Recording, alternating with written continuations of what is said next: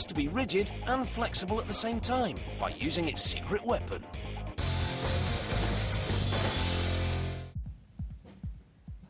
The chain hoist. It helps lift heavy loads. It's got two lengths of chain, one that's pulled by hand and the other that lifts the load.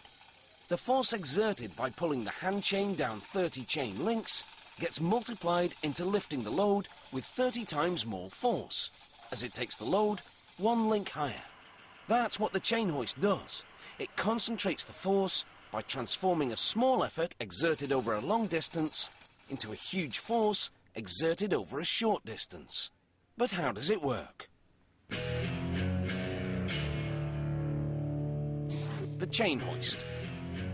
The hand chain, cog, drive shaft, gears, load chain sprocket, load chain. The entire hoist unit gets hooked above the weight to be lifted. The load chain is attached to the weight. When the hand chain is pulled, it turns the cog. The cog then turns the drive shaft, which turns the gears, which turns the load chain sprocket, which lifts the load chain and the load with 30 times more force than was pulled. To find out how those gears concentrate the force and do some heavy lifting, we've got to take it apart.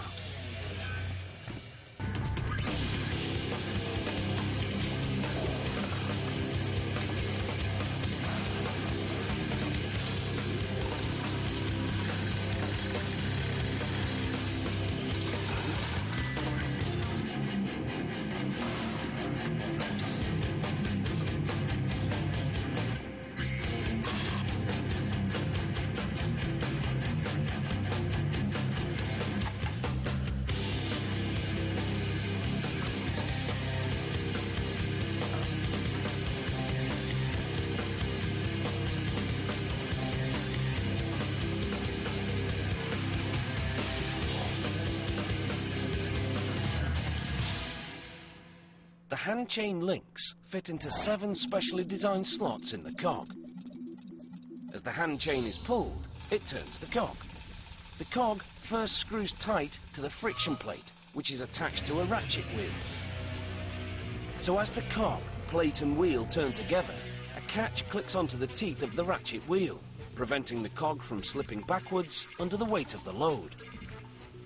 And the chain hoist is only getting started. With each transfer of force from gear to gear, the force from the hand chain gets concentrated more and more. The cog is also attached to the drive shaft. As the cog turns, it also turns the shaft. At the other end of the shaft is a small gear with 5 teeth. As that gear turns with the drive shaft, the force applied to the cog by the hand chain has already started to increase. So far, it's been multiplied by a ratio of 7 to 5, which means one force on 7 chain links goes to 5 teeth on the gear. The small gear is now turning with more force, which puts stress on the teeth of the gear. To decrease the stress there, that gear turns 2 identical gear wheels at the same time. That way, the stress of the gear's force is distributed across 2 teeth instead of 1. So the small gear turns the 18 teeth on each of those identical gear wheels. These gears have a small 4-tooth axle on the other side, essentially another small gear, which will in turn multiply the force there by a ratio of 18 to 4.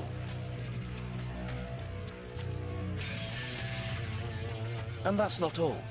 Those smallest gears turn yet another larger gear, which has 19 teeth. Those teeth concentrate all their force on the few links of the lift chain that fit into the last sprocket. Thanks to all those gears, the force from the hand chain has been concentrated again and again until it's been multiplied 30 times.